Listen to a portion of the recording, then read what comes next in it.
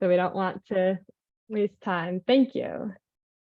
All right, so to kick off the webinar, I have the pleasure of welcoming our co-founder and executive director, Peggy Shepard, who is also the co-chair of the White House Environmental Justice Advisory Council, to do opening remarks, introduce We Act for Environmental Justice, and share some about the principles of environmental justice.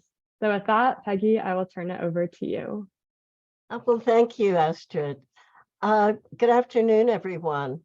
So I am Peggy Shepard. I am the co-founder of We Act for Environmental Justice. We got started back in 1988 to address the issues of environmental racism that were rampant in my West Harlem neighborhood. So we started We Act to really institutionalize advocacy around environmental issues that we were finding in our community. We understood that we have to engage the people who are most affected, engage them meaningfully to create fair and sound environmental health and protection policies. So again, our real goal is to organize, engage, and train residents to engage in decision-making that really affects the sustainability and the health of their communities. So we started in Harlem and Washington Heights in New York. But in 2012, we established an office in Washington, D.C. And we did that to really advance the federal policy needs and interests of our Northern Manhattan community and of our National Environmental Justice Leadership Forum, which is a national coalition and network of over 54 environmental justice organizations across 22 states, all of them working together to advance climate justice and to impact policy to really ensure the protection and the promotion of communities in color and low-income communities throughout the country. But before really going into our policy priorities, we want to take the time to make sure that you all are familiar with the principles of environmental justice that really ground the environmental justice movement and the work that we do at We Act.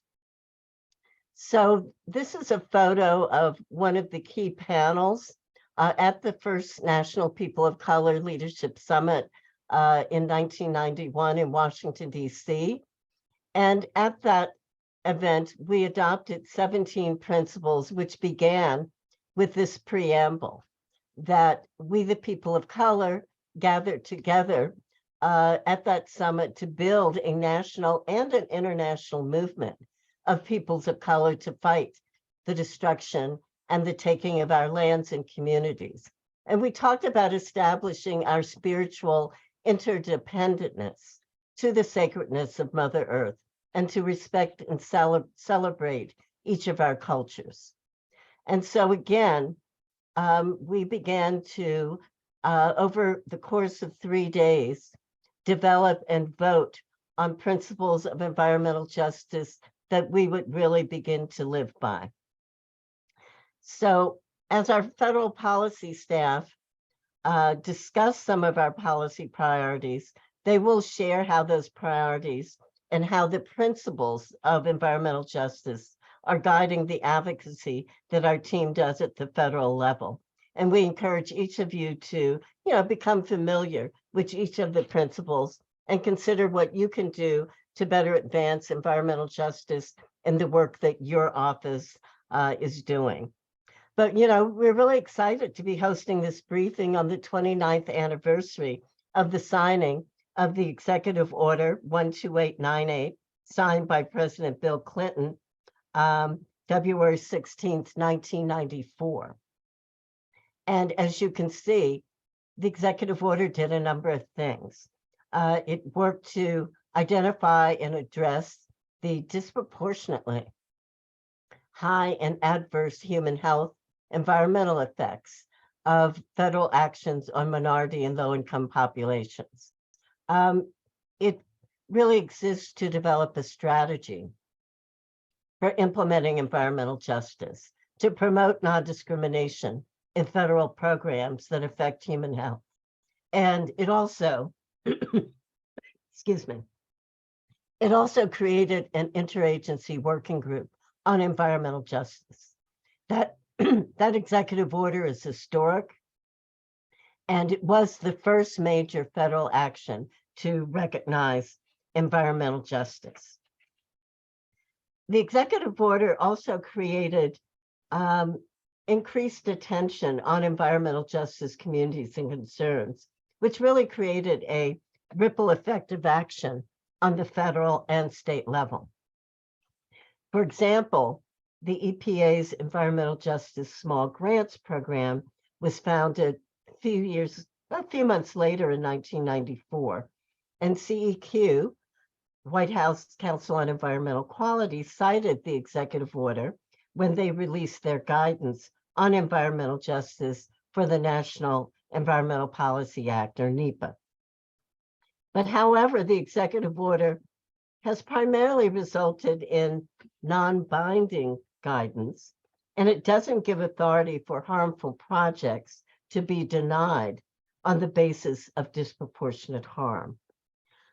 So again, we have a lot to consider as we begin to safeguard the health and sustainability of so many vulnerable communities around the country.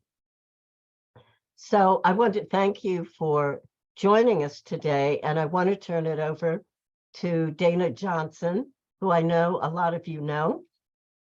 She is our Senior Director of Strategy in Federal Policy, and she will talk to you about setting the stage for environmental justice priorities in this upcoming 118th Congress. So thank you all for being here today. So Dana. Yeah, thank you very much, Peggy. Really pleased to have so many of you joining us today to learn about WEACT, to learn about our environmental justice priorities and what we see as being important and pressing issues to focus on in this 118th session of Congress. So as many of you already know, environmental justice really had a real strong spotlight on it, starting with the 2020 election season, and certainly at the start of the Biden-Harris administration, as well as in the 117th session of Congress. Also during that time, we saw what we believed this sort of snowballing effort to have barriers put in place to achieving a just and equitable society, we think, for the next 8 to 10 years. And so when we thought about what was happening, there were a couple of things that really rose to the top for us. We were noticing that from the 2020 election, there was more than 400 voter suppression laws that were passed. We saw an intentional weakening of bedrock human and civil rights policies, specifically NEPA. When we looked at some of the outcomes of the midterm elections, we think that they will have, real. I'm sorry, it sounds like someone was trying to talk, but we think that it'll have real adverse influence on our ability, once again, to pass federal legislation and environmental justice investments come to life in a real meaningful way in communities. And so when thinking about the policy agenda that we set, we did it for New York City and New York State. When we think about our federal body of work, we also were thinking about the national environmental justice movement. And in our federal policy office, we convene a network of EJ organizations. They represent 22 states. There are about 50 organizations that are a part of the network, and it's called the Environmental Justice Leadership Forum. And so we try to think about the intersectionality of our work, the multi-dimensional, multifaceted approach that we needed to take in developing an environmental justice agenda. And so my colleagues are going to walk you through some of the highlights of our policy agenda. But I also want to, before I turn it over to Astrid, acknowledge some of our team members who aren't able to be with us today.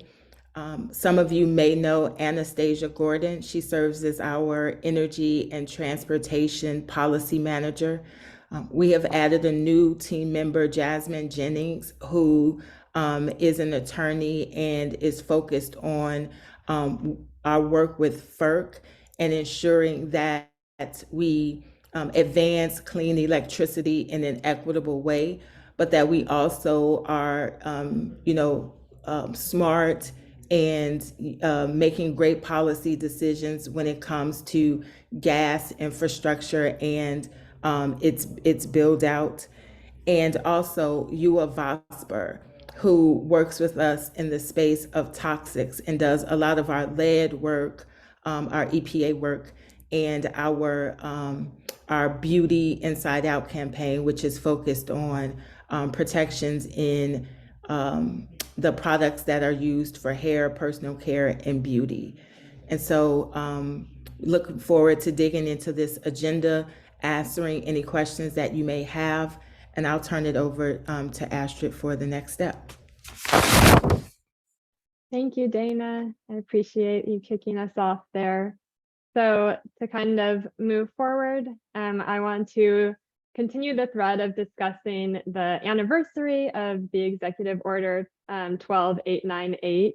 And a big legacy of that executive order we see today is Biden's Executive Order 14008, which was tackling the climate crisis at home and abroad. I'm guessing almost all of you are familiar with it, but if you are new to the Hill, we hope that you take the time to familiarize yourself with this executive order, because it continues that trend of ensuring that environmental justice is centered in all federal agencies. It also restarted the interagency working group that was in Clinton's original executive order and that later administrations had ended.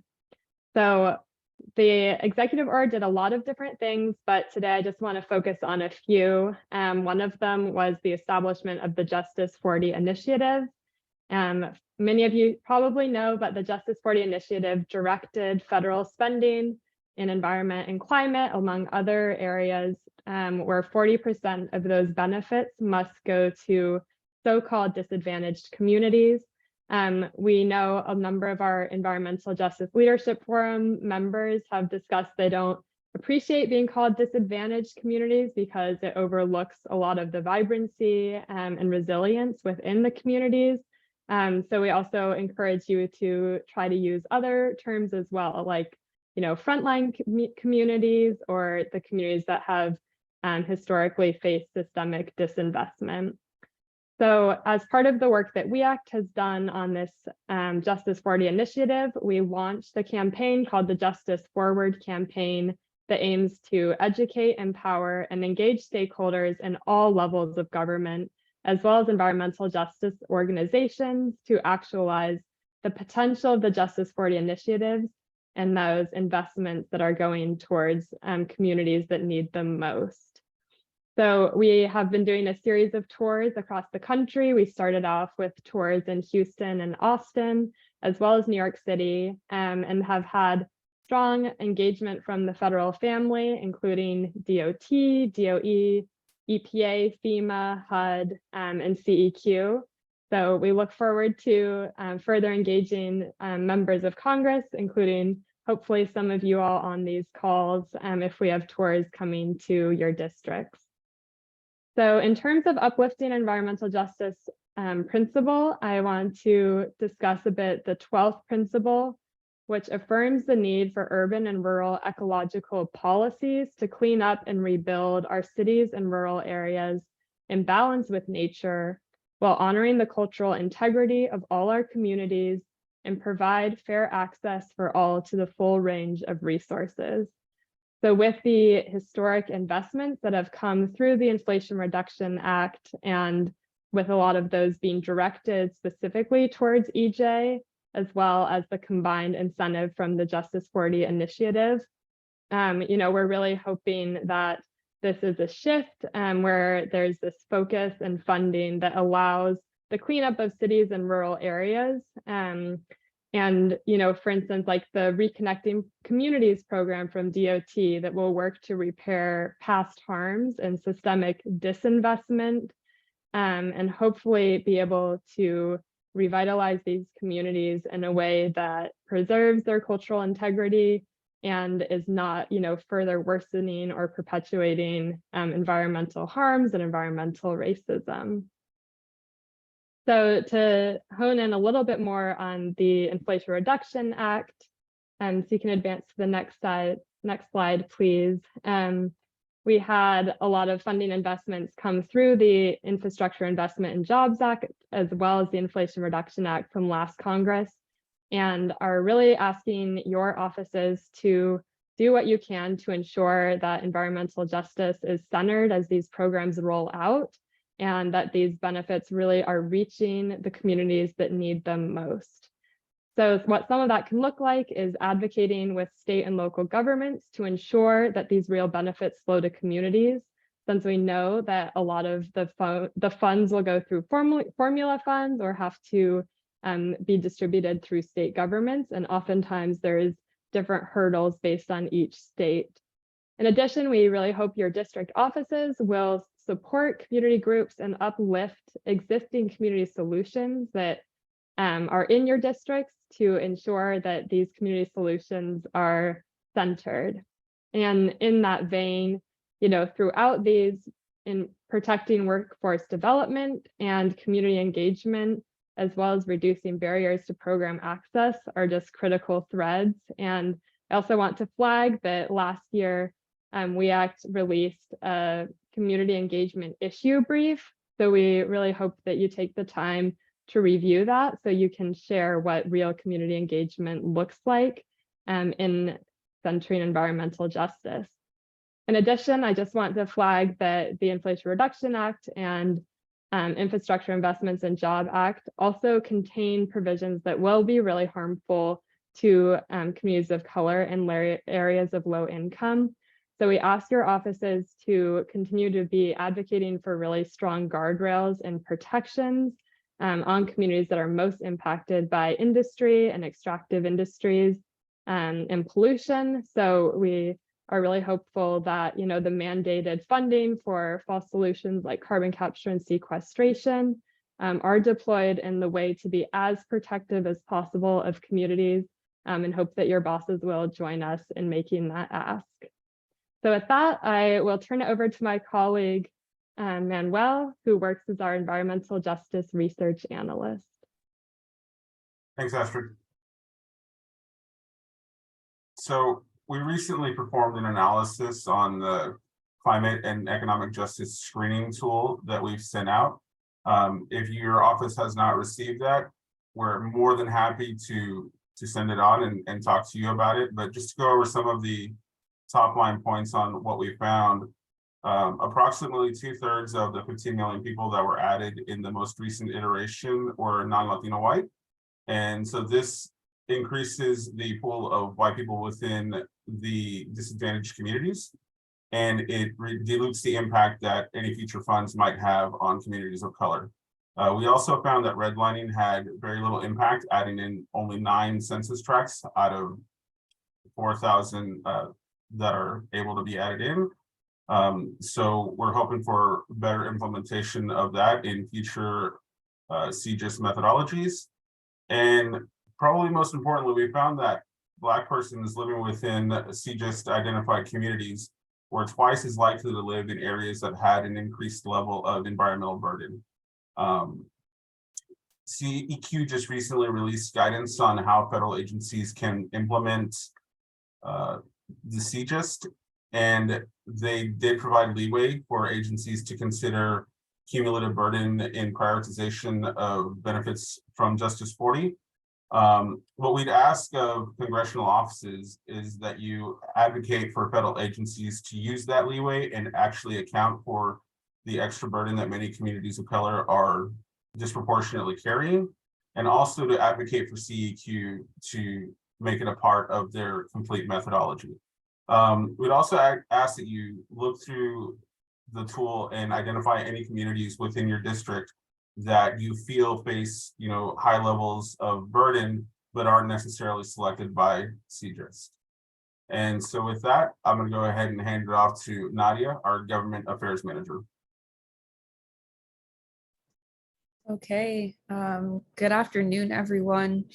I wanted to start by just giving myself a brief introduction. Nadia Hutchinson, Government Affairs Manager at We Act in our DC office. Good to see many familiar faces in the attendees list. I wanted to talk about the Environmental Justice for All Act and really highlight that the Environmental Justice for All Act embodies the Environmental Justice Principle number 7, which says that environmental justice demands the right to participate as equal partners at every level of decision-making, including needs assessment, planning, implementation, enforcement, and evaluation. I feel like the Environmental Justice for All Act embodies this principle because communities helped to create this bill. This bill also was really guided by the Jimenez Principles of Democratic Organizing and went through multiple processes of iterative feedback, including most recently a series of tours in person where House Natural Resources staff and other congressional staff went in person to learn from the concerns of community members. I also wanted to just honor that this bill was co-led by the late Congressman Donald McEachin and his team put so much love and intention and energy into this. And we were really excited for this bill to be reintroduced this year as the A. Donald McEachin Environmental Justice for All Act and asked that members of Congress co-sponsor this bill once it is reintroduced and to just kind of deep dive into some of the provisions that the bill touches on. The bill has a lot around cumulative impacts. It has provisions to have cumulative impacts considered under the Clean Air Act, the Clean Water Act, and the National Environmental Policy Act, known as NEPA.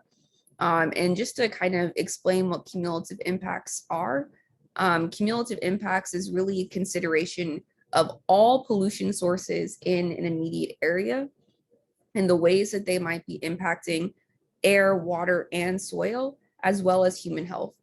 So right now, when permits are being considered, they're usually considered in silos. So you have the Clean Water Act here, you have the Clean Air Act here, and then you have NEPA. And you're usually not considering all of the different pollution sources together. And so that's what cumulative impacts is doing. It's considering all of these pieces together and hoping to decrease the amount of pollution sources that are already or new pollution sources from happening in already communities that have a high amount of pollution sources. It adds disparate impacts to the Civil Rights Act. It also increases public comment periods for permitting to at least 90 days. And lastly, it ensures tribal consultation for permitting. So really making sure that there is Indigenous sovereignty, Indigenous perspectives. It does a lot more than just this, but I just wanted to touch on those key provisions. And next slide, please. So touched on a little bit on the previous slide, but the National Environmental Policy Act is really a huge bill for environmental justice communities and is often considered the people's environmental law. The principle that NEPA kind of connects in most to is the principle of environmental justice number 3 that says that environmental justice mandates the right to ethical, balanced, and responsible uses of land and renewable resources in the interest of a sustainable planet for humans and other living things. And I see NEPA being connected to this because it really is mandating that when we have new construction, new facilities that are being created, that we're thinking about the impacts that they'll have on land and the sustainability of our planet. So most recently, NEPA has been under attack for concerns that it slows down the deployment of renewable energy, specifically transmission lines. We can all be in agreement that we urgently need to build out renewable energy, and that we need an environmental review process that considers the impacts of climate change and environmental justice. And this process has to include community engagement. And there has actually been some more recent studies, specifically a study from MIT, that demonstrated that when you have early and upfront community engagement, it actually decreases the amounts of delays in the permitting process. We believe that FERC is kind of the most primed to step in and be uplifted as an opportunity for expediting and kind of advancing our clean energy goals in a timely fashion. And we ask that members of Congress advocate for a strong NEPA process while also engaging in upcoming FERC rulemaking processes. FERC currently has a public comment open for the FERC backstop rule, and they are accepting public comments on this backstop rule that would allow for them to have more authority for transmission lines. And this public comment opportunity closes April 17th. And I see that a hand is raised and we have a Q&A, so I'm happy I hit on a good topic here, but we will definitely make sure to answer all questions at the end. Okay, and I will kick it over back to my colleague, Manny. Thank you. So we're also doing work on multipollutant standards. And so a lot of that, involves us actively engaging with the EPA rulemaking process. And so going into that, I just want to uplift our EJ principle number 14, which is that environmental justice opposes the destructive operations of multinational corporations. And what we see a lot of in the United States is that communities of color strongly bear the impacts of a lot of large multinational corporations and a lot of our fossil fuel industry. And so we're actively engaged in the EPA rulemaking process, and we're advocating for the strongest possible standards to ensure that frontline communities are relieved of these burdens that they're currently upholding. We were pleased to see the EPA's methane supplemental rules came in much stronger. We submitted comments that asked for oversight to make sure that state regulation and third-party regulation are able to coexist, and in places where state regulation isn't so tough, that the third-party regulation is administered in an equitable manner so that communities aren't left behind. And we're currently preparing proposed PM National Ambient Air Quality Standards comments, because the EPA proposed rules don't have an effect on Black communities until we reach the strongest level. So if the rulemaking comes back at anything but the strongest level of an annual 8 micrograms per cubic meter, we're sacrificing Black lives in order to have it easier on regulations. We're also advocating for strongest possible emission standards from the Clean Air Act in section part 111B and D. And as a part of that, we're really urging that the EPA should set strong guardrails on any usage of carbon capture in the near future. So for your offices, we ask that you lead letters of support for the strongest possible air quality standards. I want to reiterate that if the PM NOx don't come back at the strongest level of 8 micrograms, we will be leaving Black folks behind. And we'd also like for you all to prepare to respond to threats on any of the rules from the Congressional Review Act, and internally urge the EPA to move swiftly to finalize these rules so that we can have stronger standards in place as quickly as possible.